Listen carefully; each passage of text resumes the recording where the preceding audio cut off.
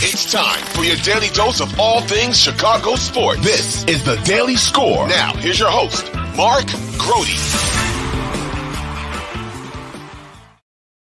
Hello there, and welcome into the Daily Score. I am your host, Mark Grote. Headline today, Caleb Williams has entered the NFL draft. Yes, the projected number one pick, the quarterback out of USC, will be there to be selected. Of course, the Bears have the number one overall pick. Moreover, Caleb Williams posted something on his Instagram, which I found interesting. This is what he says word for word in leading up to the announcement that he is entering the NFL draft. Again, this is from the Instagram post or page of Caleb Williams. Since I was 10, all I ever wanted to do was play football. From the 5:30 Breakfast Club workouts to the long nights watching film, through every win and through every hard loss, my love and passion for the game never wavered. The gratitude I feel for the opportunity to play this game grows every day. But the journey would be empty without the people who have supported it and loved me. To my teammates, my brothers, these last few years have been the most fun I've had playing the game. I will forever cherish the time we spent together. To my USC coaches and everyone else in the USC football ecosystem, thank you for your unmatched support and commitment to helping me and the entire team to be the best we could be. To my family, friends, and mentors, your love, your guidance, and your willingness to push me to reach my potential, not only as a football player, but as a man, has led me to this day, and I am eternally thankful to each of you. I want to thank Sooner Nation for embracing a kid who came to you from Washington, D.C. I cherish my time at OU. To my Trojan family, it's been an honor putting on the Cardinal and gold these last 2 years. I hope I gave you as many good memories as you have given to me. No matter what lies ahead, I will fight on forever and rep horns down for life. Here's the last paragraph. Ladies and gentlemen, again, this is Caleb Williams on Instagram declaring for the NFL draft, which you will eventually hear him do. So going on, I still have a lot to learn, and I'm ready to do whatever it takes. As a kid, I said this is what I was going to do for the rest of my life, but I didn't work this hard to reach this point. I will continue my journey to make that little kid proud of the man I will be for many years to come. I'm excited for the future, and I'm officially declaring for the NFL draft. Yay! Caleb Williams is officially declaring for the NFL draft. So if that's the direction the Bears end up going, at least he will be there for the taking. No funny stuff as some indications were starting to lead us to potentially believe, but he is going to go to the NFL draft. So that is a good thing, and we don't have to read into the mishmash. I will say this, that I did notice on that Instagram post, Justin Fields liked it. so now we've got it on the other side. Fields actually liked it, and I checked it. It was definitely Justin Fields, or just another Justin Fields with 1 million followers. So feel free to read into that however you would like. Let's talk a little bit about the draft, and one of the guys that I follow and is one of the best in the business in terms of being a draft analyst is Dane Brugler of The Athletic, who was a guest on the Mully and Haugh show, being manned today by Gabe Ramirez and Marshall Harris. Let's first start with a fun exercise, and the question that those guys asked Dane Brugler, draft analyst for The Athletic, is, where would Justin Fields fit in this 2024 draft with all the talent that exists? Into this draft class, let's just say the Justin Fields that we know, that we've seen the last 3 years. Let's put him in this draft with the we have to keep in mind that he'll be on a rookie contract, but only for another year, and then the 5th-year option. They need to consider extending him. So that's part of Justin Fields, and with that attached to him, that's where it makes it a little bit complicated. Because I've always said with the Bears and the number one overall pick, it's not just a football decision. This is a financial decision. It's about resetting the quarterback clock. And with Justin Fields, it's not quite that easy. So my thing with Fields has always been just scouting him at Ohio State through the draft process, and now in the NFL. It's just things are too methodical. He's gotten better in some areas, but especially from the pocket. For a guy that's a 4.4 athlete, things are just way too methodical in the pocket and with some of the decision making. And he has not taken the steps as a passer that convinces me, okay, yeah, this guy is worth $100 million contract.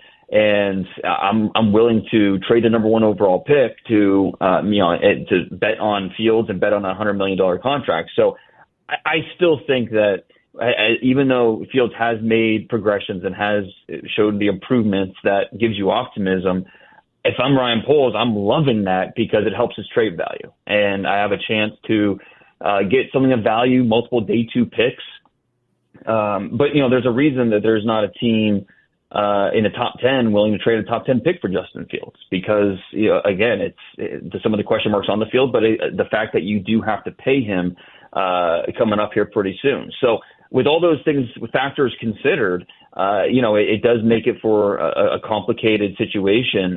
But if you're the Bears, I think that's why it's time to move on. It's a chance for Fields to, get a new situation, new expectations from a different fan base and just and if it works out, great. It doesn't mean the Bears made the wrong decision. It's just that maybe a clean break is what's best for everybody. Marshall, I heard Justin is the 4th, maybe 5th best quarterback in this draft.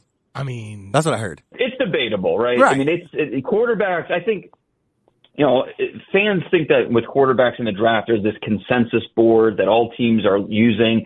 That's just not true. I mean, every quarterback board looks different, especially, that Justin Fields draft.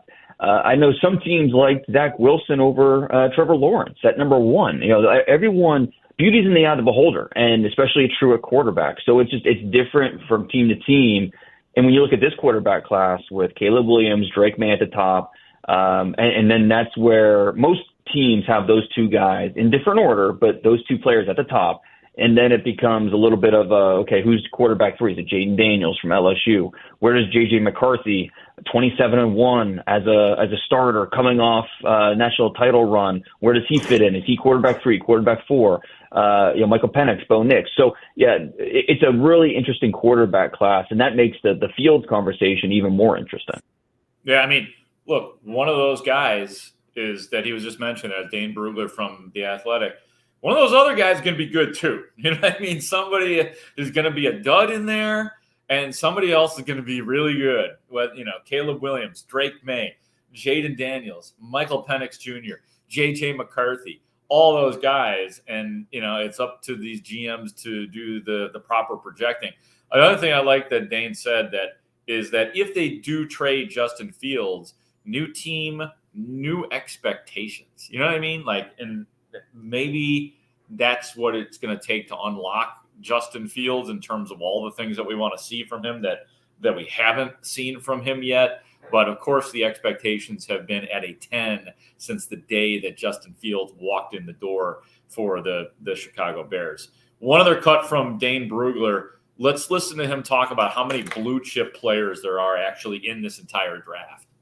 A good year for blue chip players, and that's not always the case. Like 2 years ago when Travon Walker went number 1 overall, that was a year that didn't have a ton of blue chip players. This year, I do think we have quite a few. I think I probably have 7.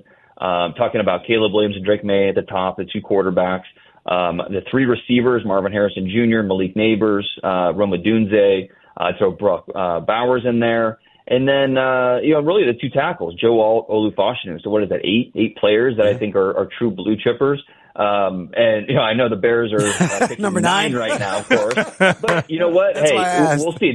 There might be a quarterback that goes, Jaden Daniels could absolutely sneak into that top 8 picks, and that'll push another player down to you. But yeah, it'll be interesting. The receivers will be really interesting. Will the 3 go in the top 8?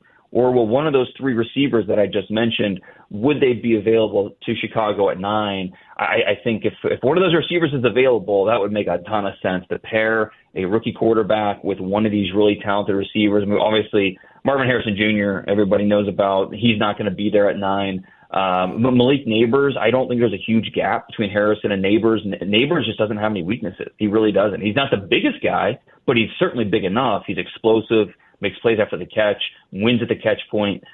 You really see his 7-on-7 background on his tape with the way he plays. It's really impressive. And then Rome Odunze, the way he plays through contact, the way he can get open, very quarterback friendly. And so I think any of those three options would be awesome for the Bears at 9 if they get there. I think that'll be a big question mark that we talk about throughout the process.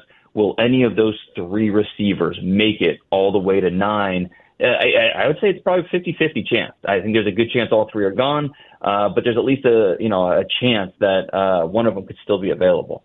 Yeah, that'd be an ideal draft if the Bears were to grab Caleb Williams at number 1 overall and then have one of those wide receivers sitting there at 9. But we're not even close to that yet because we still don't know exactly what the Bears are going to do. But we do know that Caleb Williams will be available in the 2024 NFL Draft. That's it for the Daily Score today. For our executive producer, Ray Diaz, I am Mark Grote. I will talk to you tomorrow.